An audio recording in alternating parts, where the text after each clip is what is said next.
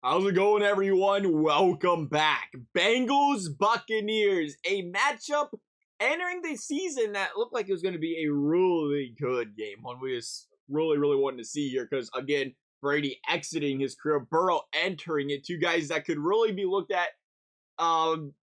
Burrow still figured it out, obviously, but two guys that could be looked at as the best players of their generations as far as quarterbacks are concerned. Now, Tampa Bay, trending the wrong direction. Tampa Bay's been called old and slow, and they're not just talking about the quarterback.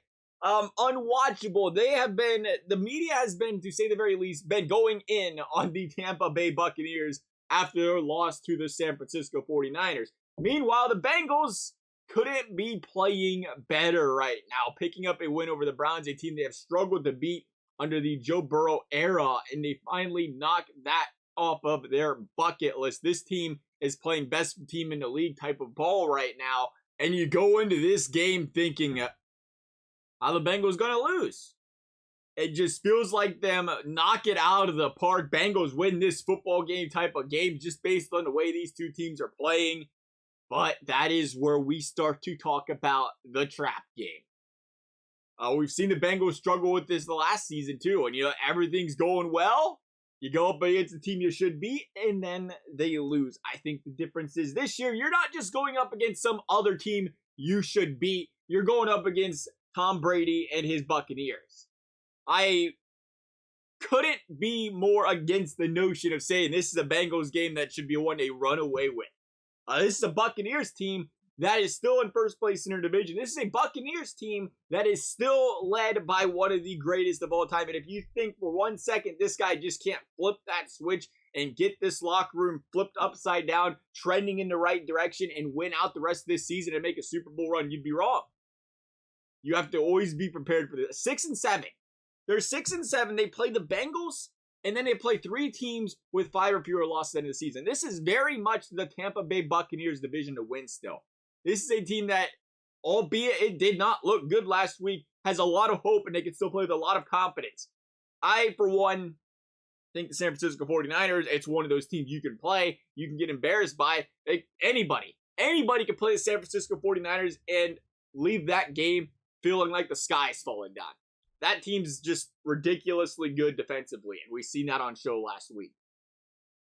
So I think this is a brand new week, brand new game for the Buccaneers. Bengals, again, right in the hot hand. I don't have too many bad things to say about the Bengals right now. They're playing some really good ball. It's hard to bet against them. These two teams, though, if there's one thing that's clear, the injury bug has not been the kindest to either of these two teams of recent years. The Bengals just seen Trey Hendrickson play with a broken freaking wrist last weekend during the fourth quarter. He's going to be missing some time. Tyler Boyd, finger injury. You had T. Higgins, hamstring injury.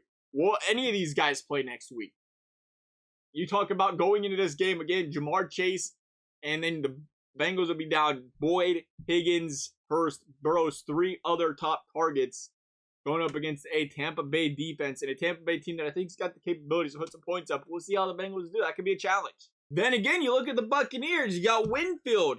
You have Edwards. You got Wirfs. Some really big players on this Tampa Bay team that did not play last week.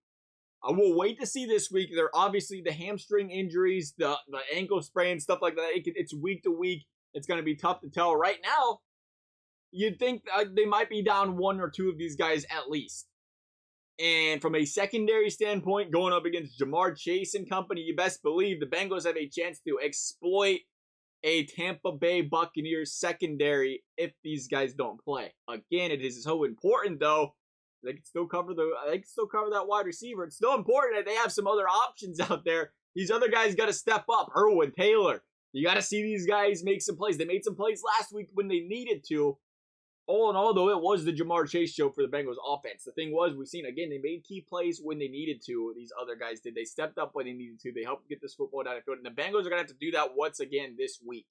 They're going to have to run the football a little bit more effectively, I think, here if they want to win this one. I do think that's something they're capable of, though. I'm not going to try to catch a falling knife here in the Tampa Bay Buccaneers. The Bengals are hot right now. I think Tampa plays this one well. I still think they make the playoffs after this one based on the rest of their schedule. I think they're in the driver's seat, but I think they're going to lose this one to the Bengals. I think it's going to be a close game, though.